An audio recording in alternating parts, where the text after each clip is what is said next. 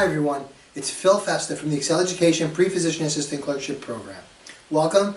This is a little segment we do called Two Burning Questions. We provide the premise of two burning questions that you may have about PA school, applying to PA school, interviewing, etc. And you give us the questions you have in particular in mind, and I will try the best I can to answer that for you. So I'll give you the premise question first. What is the most important thing you want to know about applying to, interviewing for, and getting accepted to PA school? So here's two similar questions about grades. So the first one, how do older poor grades impact admissions given that there is an upward trend? And how do I explain bad grades on a transcript? Well, look, everyone has a different situation when they're coming into undergraduate, go to college.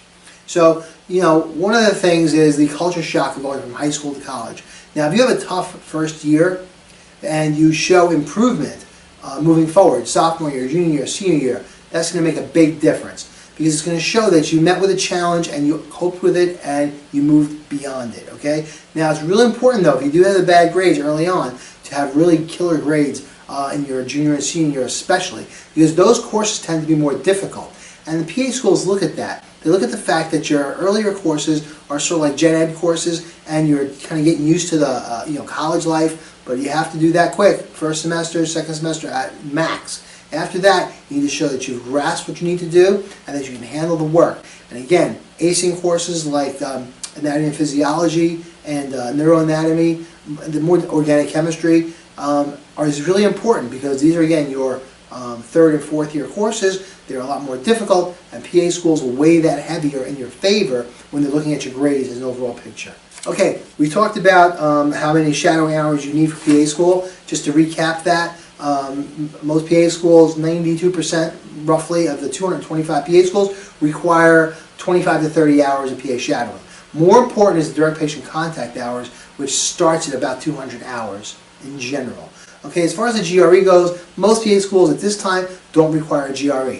But being that PA schools are going to be looking for all master's degrees now as of the year 2020, that is the goal, probably more and more schools are going to be requiring GREs. Also, as demand for the profession goes up, as it becomes more competitive, more people want to become PAs, you might find you need another weeding process. GRE may become that weeding process or that additional weeding process.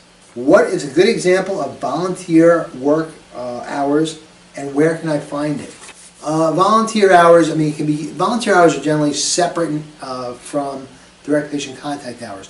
They can be community service hours, and there's tons of community service opportunities in your community.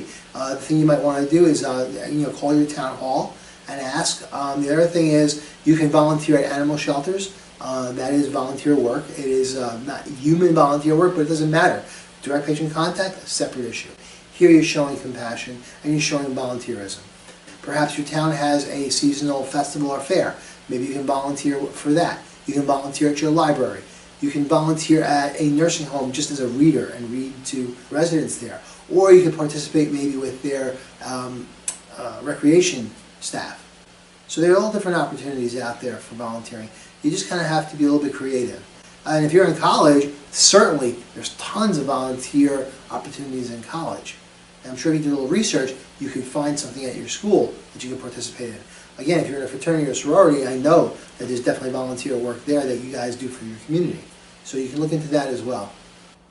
Okay, so I would like to know more details about whether there are secondary applications or interviews for PA school. Also, I'd like to know more details about different programs. And lastly, about the locations of the EXCELL program. Okay, well first, there are secondary or supplemental applications. Generally, if you've put in your primary application, they might ask, once you've passed that and they move you to the next level, they might ask you for supplemental applications, which basically reviews more in depth the volunteer work you've done, patient care experience, and things like that. The other thing is, to find out about what the different requirements of different schools are, there are manuals and books out there for that. Now, one of the books I use to do research work and reference work for my students and for the program is this book right here. This is the Applicants Manual of Physician Assistant Programs. This is a 2016 version.